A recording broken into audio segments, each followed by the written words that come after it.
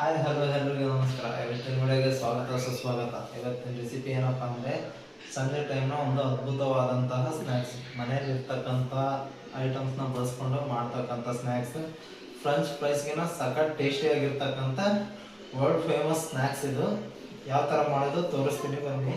ಆಲೂಗಡ್ಡೆನ smash ಮಾಡ್ಕೊಳ್ಳೋಣ.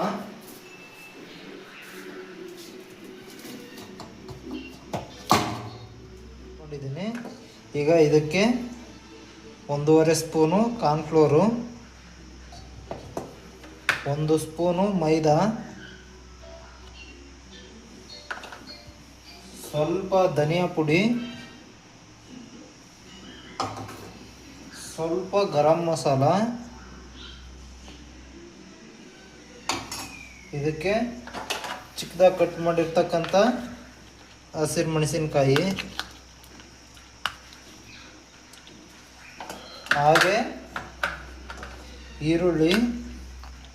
ಇದಕ್ಕೆ ತರಕಾರಿಗಳನ್ನ ಸಮೇತನೇ ಆ್ಯಡ್ ಮಾಡ್ಕೋಬೋದು. ನಾನು ಸದ್ಯಕ್ಕೆ ಇಷ್ಟೇ ಆ್ಯಡ್ ಮಾಡ್ಕೊಂಡಿದ್ದೀನಿ. ಈಗ ಇದಕ್ಕೆ ಕೊತ್ತಂಬರಿ ಸೊಪ್ಪು ಆ್ಯಡ್ ಮಾಡ್ತೀನಿ.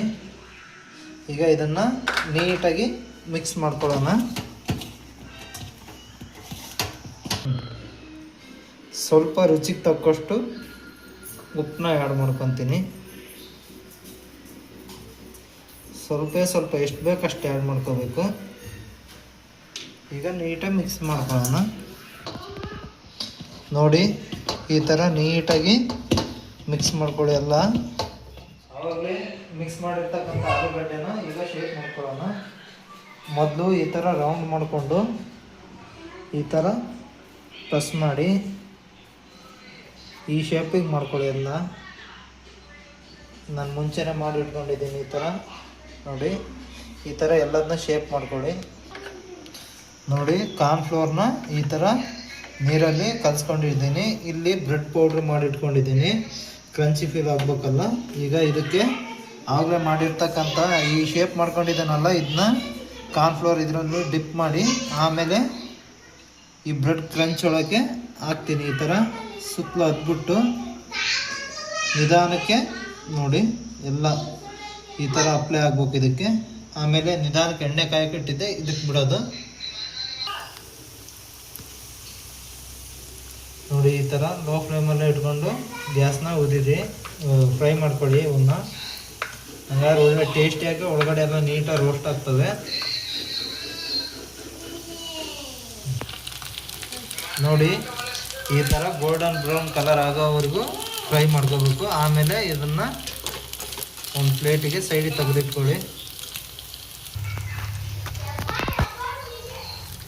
ನೋಡಿ, ಎಲ್ಲ ಈ ಥರ ಲೋ ಫ್ಲೇಮಲ್ಲೇ ನೀಟಾಗಿ ಫ್ರೈ ಮಾಡ್ಕೊಳ್ಳಿ. ಎಲ್ಲ ನೀಟಾಗಿ ಒಳಗಡೆ ಎಲ್ಲ ನೀಟಾಗಿ ಫ್ರೈ ಆಗುತ್ತೆ. ನೋಡಿ ಯಾವ ಥರ ಬಂದಿದ್ದಾವೆ, ಒಳ್ಳೆ ಸಖತ್ತಾಗಿ ಬರ್ತವೆ, ತಿನ್ನೋಕ್ಕೂ ರುಚಿಯಾಗಿರುತ್ತೆ. ಯಾವುದೋ 5 ಸ್ಟಾರ್ ಹೋಟ್ಲಲ್ಲಿ ಬಂದಿರೋ ಥರ KFC ಚಿಕನ್ ನೋಡ್ದಂಗೆ ಆಗುತ್ತೆ ಇದನ್ನ ನೋಡ್ತಾ ಇದ್ದರೆ.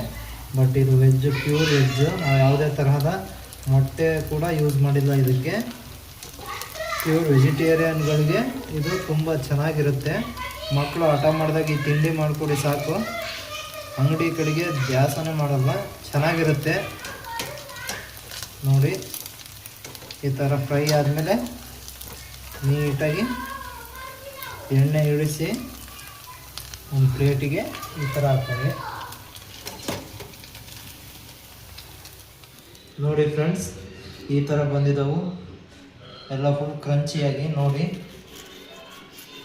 ಈ ಥರ ಕ್ರಂಚಿಯಾಗಿ ಬಂದಿದ್ದಾವೆ. ಒಳಗಡೆ ಹಾಗೆ ಕ್ರೀಮಿಯಾಗಿ ಕೂಡ ಬಂದಿದೆ. ಮಕ್ಕಳು ತಿಂತಾ ಇದ್ದರೆ